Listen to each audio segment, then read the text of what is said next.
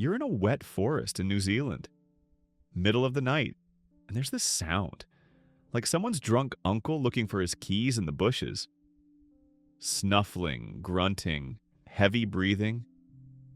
Has to be a mammal, right? Wrong, it's a bird. A bird that seems to have read the manual backwards and decided, yeah, this works. Apteryx australis, southern brown kiwi. And the first time you actually see one, it's like watching a chicken that's having an identity crisis. The proportions are wrong. The feathers look like someone glued on a shag carpet. And it's just face down in the dirt. Aggressively. Like it's angry at the ground. Like the ground did something to it and it's getting revenge. But here's where it gets weird. The nostrils are at the tip of the beak. Not halfway up. Not at the base like a normal bird. At the very end. Which is insane if you think about it. Because this thing spends its entire night shoving its face into mud and rotting logs. Sometimes completely. Beak buried up to the base. You'd suffocate. It doesn't. Because the nose is right there at the tip, and the beak is long enough that even when it's completely buried, still breathing, still fine. It's like someone thought, you know what would be great? Put the nostrils at the very end. And then that actually worked. It hunts by smell. A bird hunts by smell. 99% of birds rely on vision. Eyes are everything. Smell? A, it's there. This animal flipped the whole system. It has eyes. Technically, but it doesn't really use them. They're small, kind of useless, because what are they going to do? You're hunting at midnight, on the forest floor, under leaf litter. Dark. Completely dark. Eyes don't do anything for you here, but smell? Smell tells you everything. A worm moving underground. Beetle larvae inside a rotting log. A beetle buried 3 centimeters deep. This thing can smell all of it. And it's like it looked at every other bird and said, no thanks, I'm going to be a dog now. And it works. It actually works. It smells worms and beetle larvae underground better than most animals that are supposed to be good at this. Oh, and the beak? Flexible. Just a little bit. But enough. Most bird beaks are rigid, hard. Bone. Like wood. This one bends slightly, so when it's jamming it into wet wood, compacted soil, it doesn't just snap. Plus, it has nerve endings at the tip. Sensitive to touch, so it's not just shoving its beak in, it's feeling. Even before it knows what something is, it feels it. Is something moving? Is it soft or hard? Is it edible? The beak itself is a tool. It also has whiskers, I'm not kidding. Whiskers on a bird. Around the beak, especially at the base. Long, stiff, tactile feathers. Like on cats, like on mice. The kind that shouldn't be on birds. But they're here. Because in total darkness at ground level, navigating between branches and logs, they help. It feels where it's bumping into things. Too close to something? Is there an obstacle? Eyes can't tell you that. Whiskers can. At this point, you start wondering if evolution was just messing around. Let's see how much weird we can fit into one animal. The feathers don't even look like feathers. They look like hair. Rough, shaggy, like someone forgot to comb them for a year. Because they don't have the structure of normal bird feathers. Interlocking, neat, aerodynamic. These are just strands. A bunch of loose, messy strands. Because they don't need to be sleek. There's no flying happening here. These are just coverage. Insulation. Nights can get cold. In New Zealand forests, especially in winter, damp cold. These feathers trap heat. Not super well, but well enough. And in the dark, in the underbrush, in browns and grays, this thing is basically invisible. Which is great because it is loud. It's not even trying to move quietly. Pushes through leaves, snaps twigs, grunts, snuffles, sometimes makes weird noises. crashes through the forest like it owns the place. And historically, it did. New Zealand had no land mammals, no predators sneaking around at night. Nothing evolved to eat this thing. So being quiet? Unnecessary. Flying away? Also unnecessary. Just walk. Sniff. Eat. That worked for thousands of years. And that's why its wings are vestigial, meaning they exist but they're useless. Tiny. Hidden under the feathers. You can't even see them. In most birds, wings are the most important part of the body.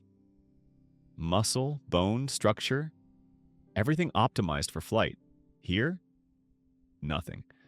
The wings just remained. Ancestral leftovers, but unused. The bones are dense too. Solid. Not hollow like a normal bird. Because hollow bones are for flight, for being light. Flight is for quitters. This thing kept the weight. Traded any chance of liftoff for stability. Heavier, sturdier, strong legs. Thick claws for digging soil, pushing off the ground. About the size of a chicken, but heavier. More solid. Not like a bird. More like a small dinosaur, which actually, technically it is.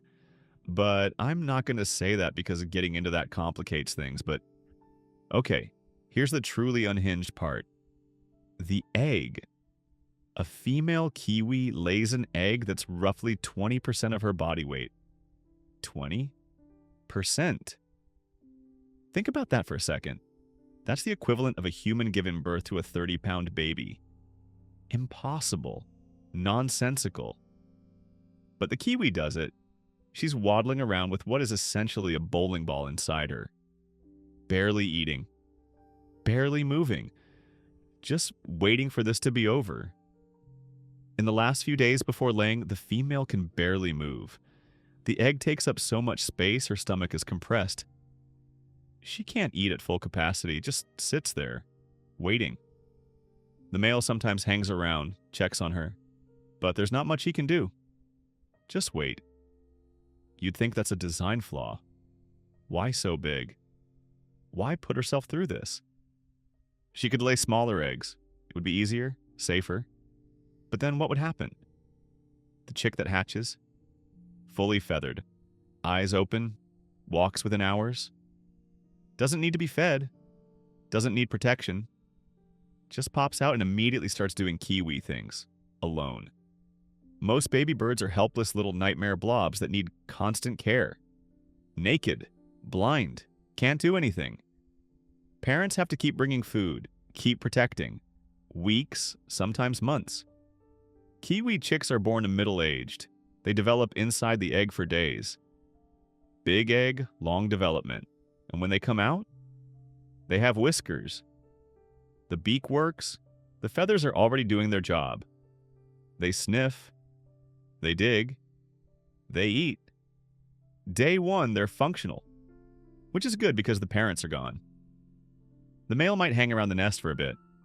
Incubates the egg, waits, protects. But once that chick is out, good luck, kid. You're on your own. The female's already long gone. After laying the egg, she's not even hanging around. Her job is done. And the male leaves eventually, too. The chick is alone. From the first night, alone. And it works. The chick just survives. Because it's already equipped for the only job it'll ever have. Shove face in ground. Smell food. Eat food. Repeat. Not a complex strategy. But it works. Because there are enough worms in the forest. Enough beetles. Enough food. And nothing's eating it. At least it wasn't. You'd think something this ridiculous would have died out by now. Some evolutionary dead end that got too weird and collapsed. But it stayed here for millions of years. Millions. Flying birds came and went. Species appeared, changed, disappeared. This thing's still here. Doing the same thing. The same weird, seemingly inefficient thing. Until humans showed up. Humans came on ships, and they brought rats. They brought cats. They brought dogs. Then stoats arrived. Small, fast, ruthless predators. And for kiwis, this was new. For thousands of years, nothing had hunted them. They had no escape strategy, no defense mechanism. They just walked slowly, made noise, nested on the ground. Perfect targets for stoats. Slow, easy, delicious. Populations collapsed.